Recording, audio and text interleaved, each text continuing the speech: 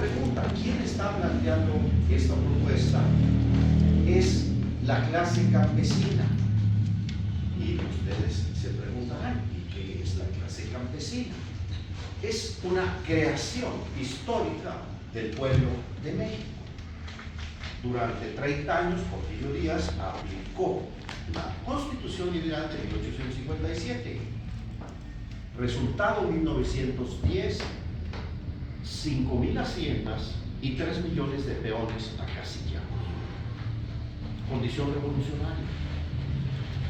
Es que fue detonada tras el asesinato del presidente mártir de la democracia y el vicepresidente Pino Suárez, Francisco Linares Madero y Pino Suárez. Revolución. 1 millón de muertes. Artículo 27. Propiedad social. Y la gesta heroica, principalmente del presidente general Lázaro Cárdenas, contribuyó decisivamente al reparto agrario ordenado por la Constitución, un límite de 100 hectáreas y sus equivalentes. Hoy, la clase campesina está constituida por 5,5 millones de titulares de derechos agrarios, ejidatarios, comunidades agrarias, comuneros, comunidades y pueblos indígenas, que tienen el dominio sobre 1 millón de kilómetros cuadrados del territorio de la nación, que es el doble del territorio de toda España. Y es un territorio en el que caben España y Alemania juntos y sobre el terreno. Y dos cuestiones impiden que México produzca su comida. ¿Quién debe producir los alimentos? ¿Quién debe alimentar a los mexicanos? La clase campesina dice: los mexicanos, y principalmente la clase campesina, pero además también más de 2 millones de campesinos que tienen propiedad privada, y los grandes agricultores comerciales también. Toda la nación juntos podemos ser autosuficientes. No me extiendo en las cifras de la dependencia alimentaria, que las conocemos, pero el artículo 27 de la Constitución, que con un sadismo histórico fue publicado un 6 de enero de 1992 por el entonces presidente Salinas, en 77 años después de la ley agraria promulgada por Carranza en Veracruz, y que fue el antecedente del artículo 27 aprobado en 1917. Privatiza la propiedad social, pero no solo la propiedad social: el agua, los bienes del subsuelo, la minería, la biodiversidad, el espectro radioeléctrico. El artículo 27 es el artículo de la propiedad y determina la forma en que México construye su economía política. Pero además, en septiembre de ese mismo 1992 se firmó el Tratado de Libre Comercio. Esa reforma inicial salinista fue el tributo imperial para la firma del tratado y están vinculados. ¿Por qué? Porque con ese tratado hay la forma arancelaria que impide a México poner aranceles a bienes subsidiados por parte de Estados Unidos. El Farm Bill, que viene de la época de Roosevelt, tiene este año en Estados Unidos un presupuesto de 237,000 millones de dólares. Y con ese presupuesto se apoya el consumo allá de quienes tienen necesidades. Vienen los food stamps de la Gran Depresión de Roosevelt, más o menos la mitad de ese presupuesto. Otra 25% se destina para la protección de bosques, su biodiversidad en Estados Unidos, y por lo menos una cuarta parte son subsidios directos a productores. De manera que cuando una tonelada de maíz se presenta en nuestro mercado a $250 o menos, no vale eso. el productor en Estados Unidos recibe al menos $150 más por tonelada. De forma tal que no es un tratado de libre comercio, es un tratado subsidiado destinado a destruir la rentabilidad de todo productor nacional, como lo hemos estado viendo y constatando en los últimos días. La solución de fondo de todo este movimiento, que es un movimiento que apoyó la transformación histórica, que en 2018 los votos de los distritos rurales y semirurales para que Andrés Manuel López Obrador llegara a la presidencia de la República fueron 8,5 millones. Y ese voto se profundizó en el 2024, en donde estas organizaciones que convocan a este proceso, que son parte de esta transformación histórica, que apoyan a este gobierno de cuarta transformación que encabeza la señora presidenta Claudia Sheinbaum Pardo, son organizaciones comprometidas con las transformaciones históricas por la vía pacífica democrática, como lo hemos hecho, como lo ha querido el pueblo de México. De manera que el propósito es, por favor, que conozcan esta iniciativa, que nos apoyen para el día 20 de noviembre, donde se va a hacer una concentración amplia en el Zócalo de la Ciudad de México por la tarde, y que por favor empiecen a estudiar las 2,000 páginas del Tratado del TEMEC, que constituye una forma de gobierno colonial en todo. De forma tal que esta es la invitación que hacemos como parte de todos los miles y millones de mexicanos que estamos construyendo esta cuarta transformación. Muchas gracias. En esa misma tesitura, el comentario sobre la reforma al 27 constitucional, para nosotros, para las amplias regiones del país, para importante sector campesinos, en todo su esquema de actividad productiva, éramos autosuficientes alimentarios, alimentábamos a esta gran ciudad, alimentábamos a otras ciudades importantes de México, teníamos excedentes alimentarios, el agropecuario, agrícola, citrícola, y teníamos auge en la comercialización. Por eso nosotros dijimos, nosotros tenemos que impulsar que la soberanía alimentaria sea el eje rector de toda política agroalimentaria en México. Y no solamente en México, en todos los países. Por eso nos propusimos hace más de una década, las organizaciones y las diferentes regiones, a promover una campaña nacional de soberanía alimentaria, con sus componentes de esquema regionalizado. En esa agenda y en esa propuesta llegamos incluso a hacer propuesta de política pública, porque dijimos, no basta con hacer, producir, transformar, sino que tenemos que acompañarle por una política pública y que el Estado sea garante en este proceso de la construcción de la soberanía alimentaria.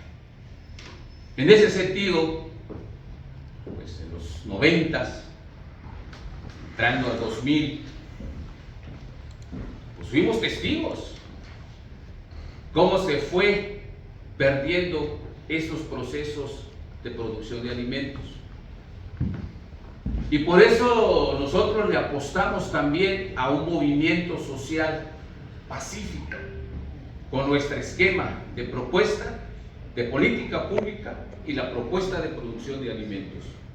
Porque dijimos, las próximas décadas tendremos problemas de alimentación en este país.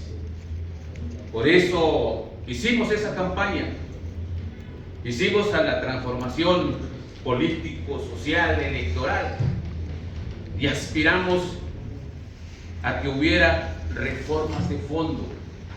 Aún creo que hay todavía esperanzas y creo que hay que también hacer más a largo plazo. Por eso aplaudimos nosotros cuando dijimos nosotros que el daño que se está haciendo al medio ambiente, a la biodiversidad y a todo el esquema productivo, básicamente la aplicación de los agrotóxicos en el campo mexicano. Y aparte con la contrarreforma 27 y la tecnología que vino a invadir a México en cuestiones de la aplicación de los agrotóxicos, ahí fue en donde fuimos perdiendo nosotros el esquema y la capacidad productiva, porque nuestros terrenos se quedaron prácticamente en ociosidad. Bajamos los rendimientos de producción. Por eso también en ese decreto presidencial del presidente Andrés Manuel en el 2022 y 23 sobre la prohibición del uso de glifosato de manera paulatina al 2030. La aplaudimos y dijimos, al fin vamos a tener que tratar de eliminar los agrotóxicos.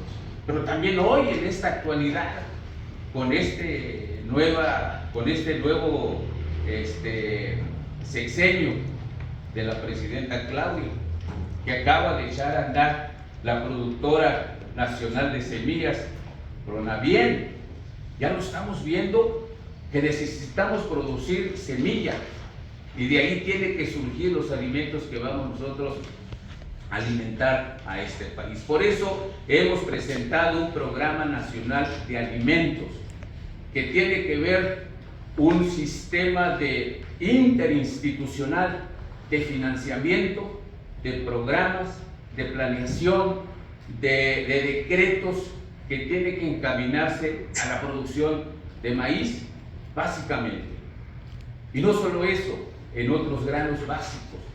Por eso hemos estado incluso con las instituciones y les hemos propuesto, les hemos entregado el Programa Nacional de Alimentos, que tiene que a trabajarlo, y tenemos que nosotros conformar un equipo también interinstitucional entre las secretarías responsables de programas de producción y la clase campesina.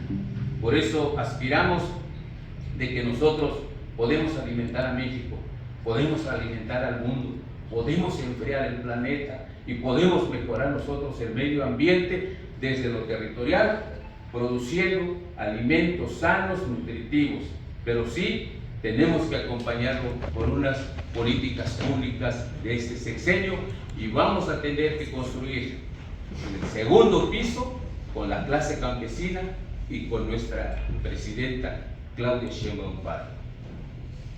Del TME, el asunto del artículo venciente, el asunto de la producción nacional y los acontecimientos recientes a nivel nacional.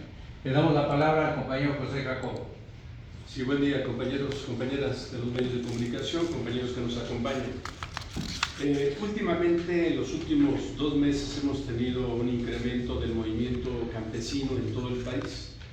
Estamos viendo la preocupación de millones de campesinos, de productores, que no tienen rentabilidad en el campo mexicano, que los productos que se siembran y se cosechan no recuperan los costos de inversión, y es un problema generalizado para todo el país.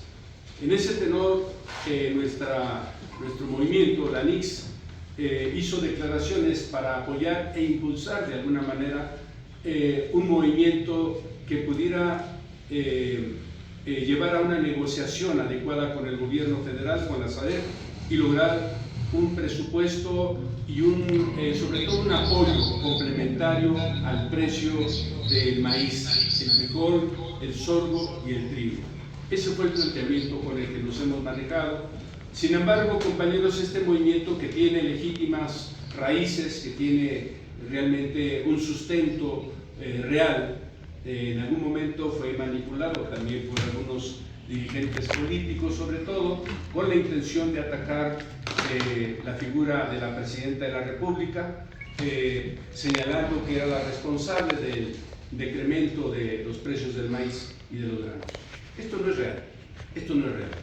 Hay que entender que la Bolsa Agropecuaria de Chicago es la que fija en todo el mundo los precios de los granos básicos. Y México, habiendo firmado un tratado de libre comercio en 1993, que empezó a partir del 1 de enero del 94, se sometió a esa política internacional que nos ha hundido, obviamente, en la miseria a todo el campo mexicano, que ha acabado con toda la pequeña y mediana empresa rural, los pequeños y medianos agricultores, ejidatarios y comuneros de todo el país, que acabó con las granjas de cerdos, de pollos, de gallinas, que acabó con las granjas lecheras y que ha llevado con las reformas al artículo 27 a que tengamos una nueva concentración de la tierra en pocas manos.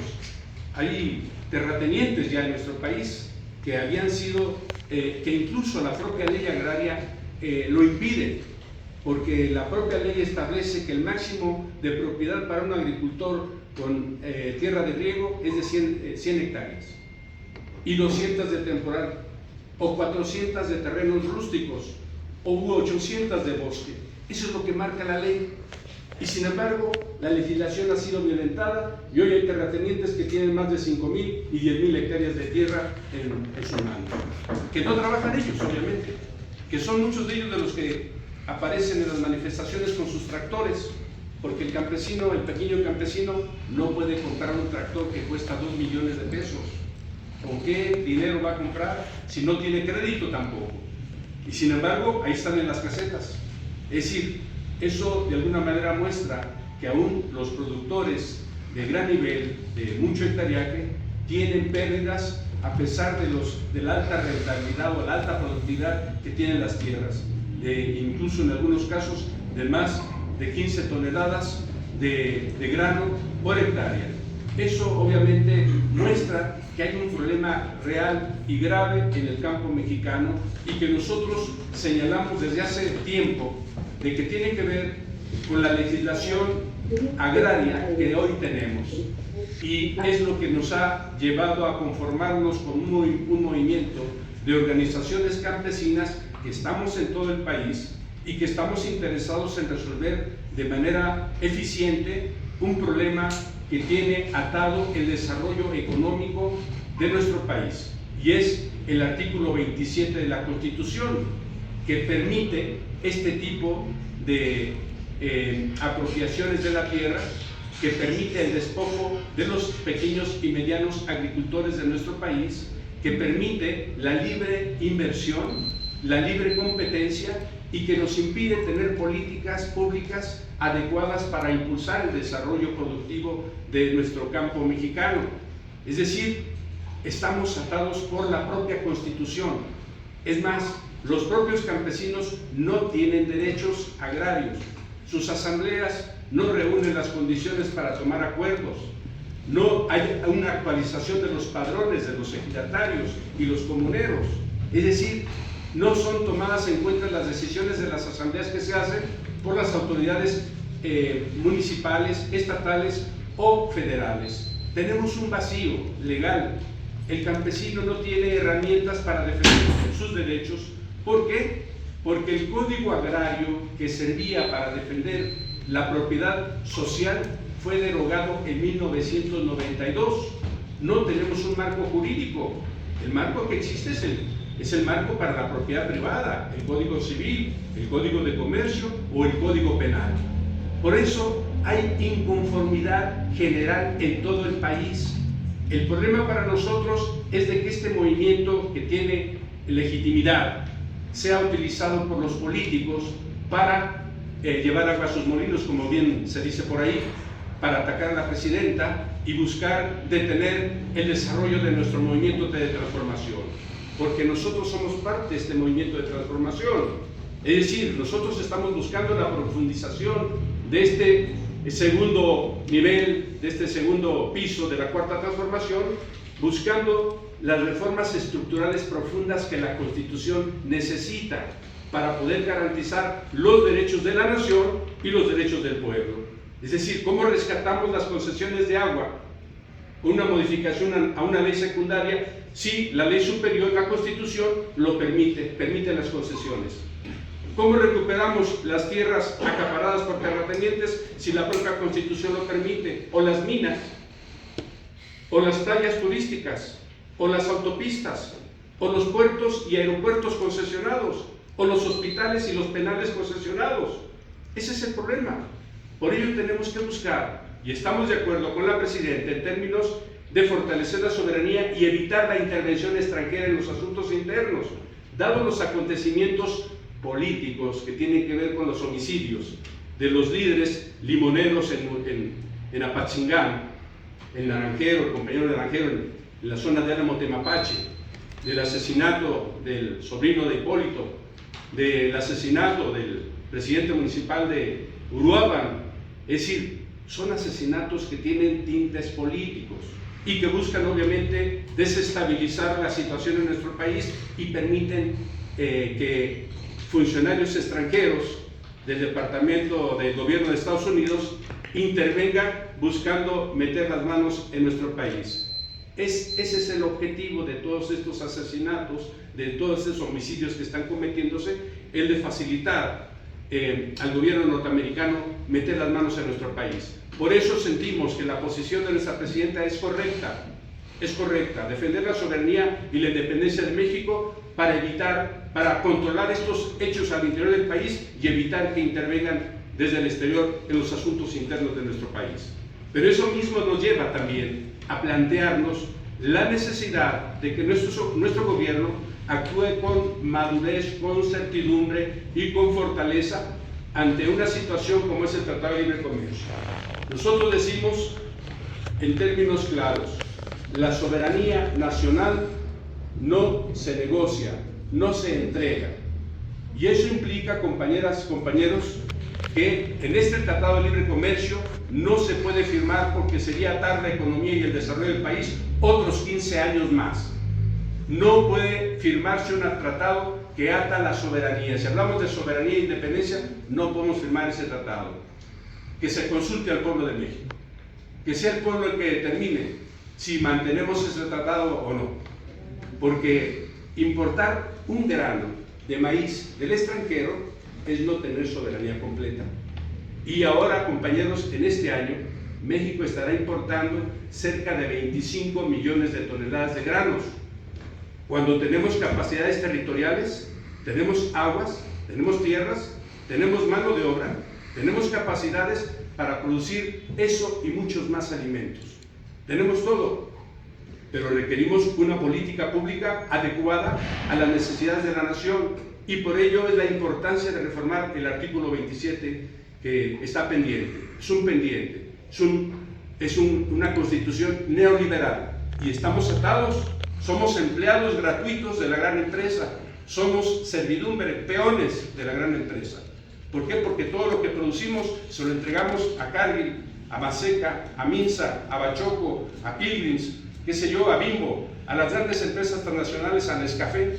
Todo lo que producimos, a la PepsiCo, a la Coca-Cola, a todos ellos son los que se benefician de nosotros y no nos reparten utilidades de sus utilidades. Es más, las ganancias que tienen no las declaran aquí en nuestro país, pagan sus impuestos en los países de origen, gracias a ese Tratado de Libre Comercio que solo les beneficia a ellos. De ahí la importancia de recuperar el rumbo de la nación en este segundo piso de la cuarta transformación. De ahí la necesidad de fortalecer la política que encabeza la presidenta Claudia Sheinbaum. De ahí la importancia de mantener la unidad del movimiento campesino para lograr estos objetivos en alianza con los sectores urbanos, de los trabajadores sindicalizados, de los trabajadores y empleados que están en las ciudades. ¿Por qué? Porque esos derechos que tienen aquí en las ciudades también los necesitamos en el campo. También necesitamos seguro social, necesitamos vacaciones, necesitamos aguinaldos, necesitamos retiro, jubilación y pensiones que no tenemos, ni siquiera crédito tenemos. Por eso les digo, no tenemos derechos en el campo mexicano y necesitamos recuperarlos. Esa es la tarea, compañeros, compañeras, y es la idea con la que estamos reuniéndonos con ustedes, y también para invitarlos. El próximo evento nacional que haremos será en el Zócalo de la Ciudad de México, el día 20 de noviembre, a partir de las 5 de la tarde, estaremos en la plaza principal de la Nación para hacer valer nuestra voz, para que se escuchen nuestros planteamientos y buscar que la Cámara de Diputados y Senadores tomen su papel y restituyan los derechos que nos quitaron en 1992. Y también para fortalecer la política de soberanía que encabeza la doctora Claudia Sheinbaum. Gracias, compañeros. Sí. Bueno, respecto a este proceso de consulta que está desarrollando la Secretaría de Economía sobre el tema del TEMEC, ¿han sido convocados ustedes para participar en esta consulta o en esta ronda de reuniones, así como lo está haciendo con los sindicatos en el país, o no? No, las organizaciones campesinas, por lo menos con nosotros, ninguna de las organizaciones, somos más de 15 organizaciones, ninguna ha sido convocada. Conocemos la convocatoria que fue pública, pero no hemos sido convocados. Ok, y respecto a la propuesta de programa alimentario que están haciendo, ¿en qué situación va? Se planteó que debe de ser un programa en el que debe intervenir diferentes secretarías de Estado y todo eso, pero ¿hay algún avance de eso o es un planteamiento todavía inicial ahora? Hemos hecho... Sí, mire, nos llevó, ¿les parece un año de trabajo de expertos, de académicos, expertos y los productores, en hacer un diagnóstico, en elaborar un plan de acción, y lo trabajamos? Y a la par lo presentamos, conforme lo presentamos la propuesta para la reforma del 27, presentamos el proyecto para la producción de alimentos, precisamente para dejar de ser altamente con dependencia alimentaria.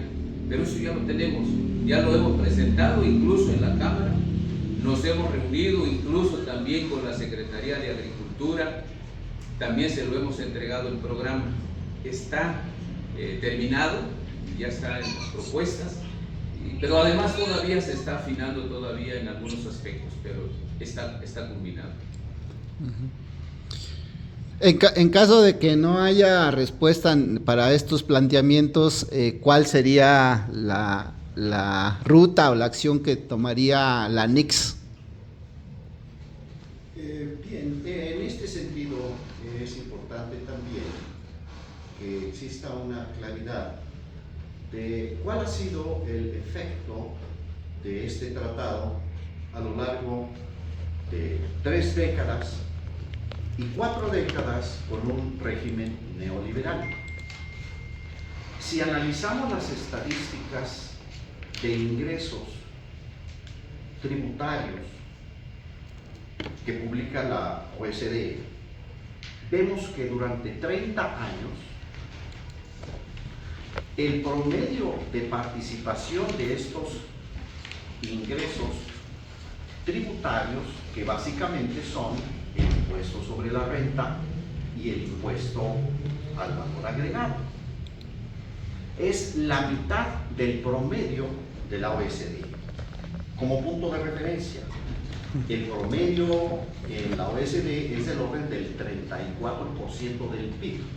En todos los países de la OECD, en México, 17%. Hay condiciones y limitantes estructurales. El ingreso público de México, por ejemplo, previsto para el año próximo, es del orden del 26% del PIB. Si ustedes comparan ese ingreso con el de Holanda, Alemania, Francia, Italia, Bélgica y otros países europeos, el ingreso total es del orden del 55% del PIB.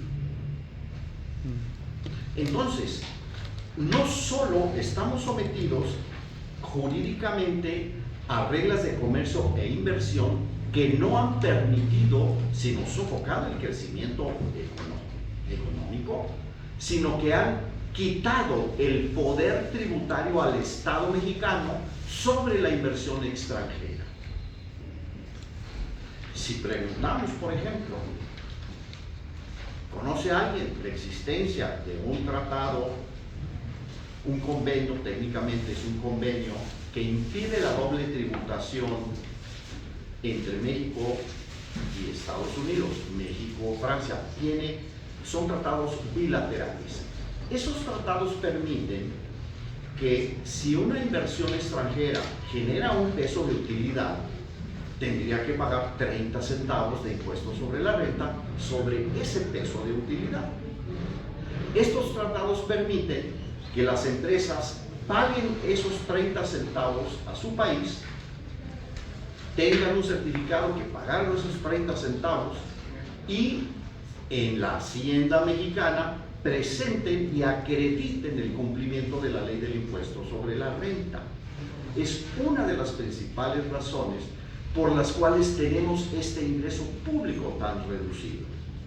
De manera que tenemos que comprender esto como un proceso de recuperación de ese poder tributario para que ese poder tributario permita disponer de recursos para esta productora de semillas, para financiamiento productivo, para apoyos comercialización, para infraestructura que permita aumentar la productividad.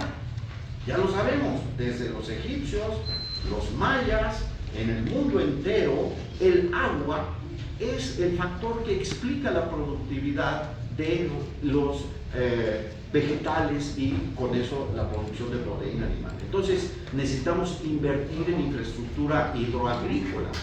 Imaginen ustedes 100 millones de hectáreas y que de esas 100 millones de hectáreas la parte destinada a la producción de alimentos adicional a los bosques tengan sistemas de riego, de captación de agua sustentables, con energías renovables. Ustedes imaginarán toda la productividad que se puede ampliar. Entonces no es tan sencillo simple y sencillamente decir necesito este tal subsidio y me lo pagas o me lo pagas. Tenemos que revisar todo ese sistema y eso implica revisar el derecho que tiene Estados Unidos de venir a colocar sus toneladas subsidiadas que le quitan la rentabilidad a todo productor nacional. Entonces, no son con acciones particulares que no toman en cuenta cómo funciona esta economía política neoliberal que está instalada. Por eso tenemos que ir al fondo y recuperar la soberanía económica. Por eso es necesario que esos 5,5 millones, no solo de individuos, sino de familias, sean sujetos económicos, que hoy están sofocadas.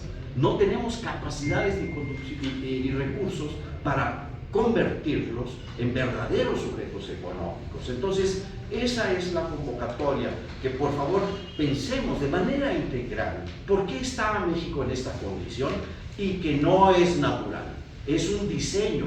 Para eso fue diseñado este sistema, para eso se diseñó esa reforma del 27, para eso se diseñó ese tratado en los términos en los que está diseñado, que además cuando hay una condición como la actual y está demostrado a los ojos del mundo, simple y sencillamente Estados Unidos lo desconoce y punto, conforme al tratado. No deberían estar poniendo el impuesto que ya pusieron al aluminio, al acero, al jitomate, etcétera, ¿verdad? Entonces tenemos que recuperar la soberanía económica de la nación y no depender de ninguna potencia. Debe ratificarse, debe desaparecer. México no necesita un tratado de libre comercio para vender sus mercancías, sus productos o para intercambiar con otras naciones.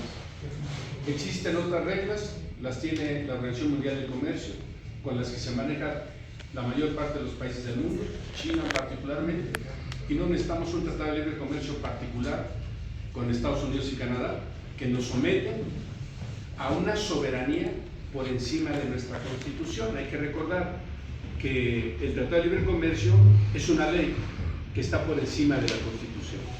Por esa razón hubo problemas para sacar los transgénicos del maíz blanco, los maíces blancos transgénicos de la compra, de la importación, y también hubo problemas para rescatar el predio de Calica, que Andrés Manuel también, el presidente Andrés Manuel, planteó incluso recuperarlo mediante compra, que todavía está en litigio la posibilidad de la empresa de rescatarlo mediante la intervención de su gobierno de Estados Unidos. O sea, son problemas que están contenidos dentro del Tratado de Libre Comercio como ley superior y que impiden a México aplicar una legislación interna sobre esas compañías, esas empresas. Entonces, por eso es importante para nosotros no volver a firmar el Tratado de Libre Comercio. Debe cancelarse por completo. No necesitamos el Tratado de Libre Comercio. ¿A quién beneficia? ¿Quiénes se han beneficiado?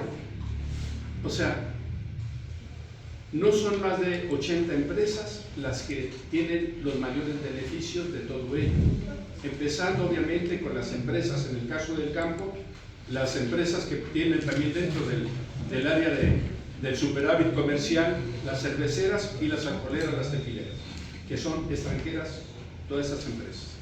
Las empresas aguacateras y de tomate, la mayor parte también son berries, y berries son extranjeras, son comercializadoras extranjeras.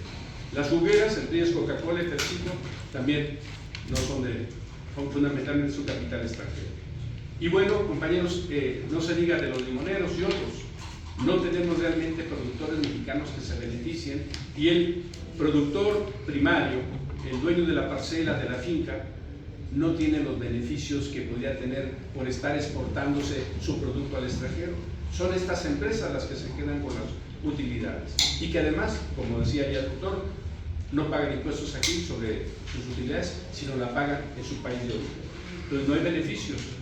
Y las empresas maquiladoras que maquilan aquí el armado de autos, que somos una potencia, dicen, en la producción de autos. No, somos armadores de autos, somos maquiladores nada más. No tenemos marcas nacionales de autos, o sea, no tenemos tecnología propia. Lo que teníamos lo acabaron con el Tratado de Libre Comercio. Teníamos marcas, sí, había otras marcas, la DINA, Nacional, o la Rambler, la Vehículos Automotores de México, pero las acabaron para dar entrada a las empresas transnacionales, como acabaron con muchas empresas de la nación, como Altos Hornos o Ferrocarriles, o parte de Pemex o Comisión Federal, y otras que buscaron Telmex, ¿verdad?, que se privatizaron. Entonces, más de 1.200 empresas. Entonces, nosotros consideramos no debe firmarse. ¿Y qué proponemos en los cambios sustantivos? En primer lugar, restituir el derecho a la propiedad social de los ejidos y comunidades, porque bueno, se reformó el artículo 2, se reconoce a los pueblos originarios, a las comunidades indígenas, pero no se reconoce su propiedad social. Se les somete a lo que marca el artículo 27 hoy, que es solamente propiedad privada o propiedad pública. Y las comunidades no tienen propiedad privada. Nunca en el concepto de los pueblos originarios existió la propiedad privada. Entonces, y los ejidos también llegaron a conservarse como propiedad social, todos los ejidos y comunidades. Así se entregó como propiedad social. Entonces, lo que planteamos es que debe restituirse. Eso plantearía un modelo distinto de desarrollo económico, de planeación en el tiempo. Pero también restituir el derecho de las comunidades agrarias a las asambleas, a la democracia, a la participación, al crédito, a la asistencia técnica, a los seguros agropecuarios, al precio justo, a la inversión pública para infraestructura. O sea, todo eso es fundamental, no lo tenemos, no existe. También restituir a la nación el derecho de recuperar los bienes nacionales del subsuelo, el valor intrínseco del subsuelo, de los bienes de la riqueza natural, mineral, del oro, la plata, todos los metales que están bajo el subsuelo y que hoy son considerados propiedad privada de las empresas que tienen la concesión, que con la pura concesión ya solicitan los créditos y sirve de garantía para tener crédito de los bancos. Eso es injusto, eso no es correcto, eso es entregar soberanía nacional a empresas privadas fundamentalmente extranjeras. La idea es de que se recuperen. esas concesiones y que sea el país, la nación, el rector en el manejo de todos sus recursos. Igual del espacio radioeléctrico, que está concesionado a empresas nacionales, pero también a muchas empresas internacionales que son las que controlan el espacio radioeléctrico en la difusión de las ondas magnéticas. Es decir, eso, el germoplasma de las plantas.